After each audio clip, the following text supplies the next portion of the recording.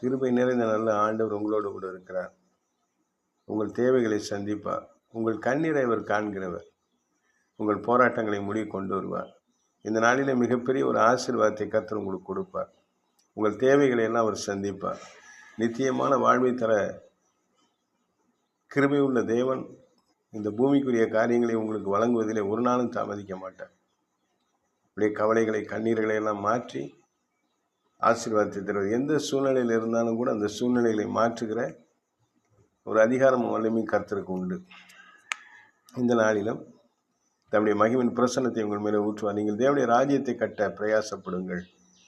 இயேசு கிறிஸ்துவின் நாமத்தை அனைவருக்கு சொல்லி அவருடைய ஆசீர்வாதத்தை நடத்துங்கள். இயேசுவின் ஊழியத்தை செய்கிற பிள்ளைகள் அவர் ஆசீர்வதிக்கிறவர். இயேசு கிறிஸ்துவின் நாமத்தை மகிமைப்படுத்துகிற மக்களுக்கு அவர் சமாதானத்தை சந்தோஷத்தை தருகிறவர். அவரை நம்பியிருக்கிற ஒருவரும் வெட்கப்பட்டு போகாதபடி அவர் கிருபை தயவு செய்கிற தேவன். உங்களுடைய எல்லா கவலைகளையும் அவர் மேல் வைத்து விடுங்கள்.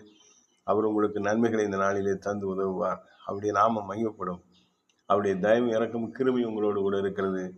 சத்ருவின் போராட்டங்களை கர்த்தர் நாளை முடித்து உங்களுக்கு ஜெயத்தை தருவார். உங்கள் போராட்டங்கள் முடிவுக்கு வந்தது. கர்த்தர் உங்களை ஆசீர்வதிப்பார். ஆமென்.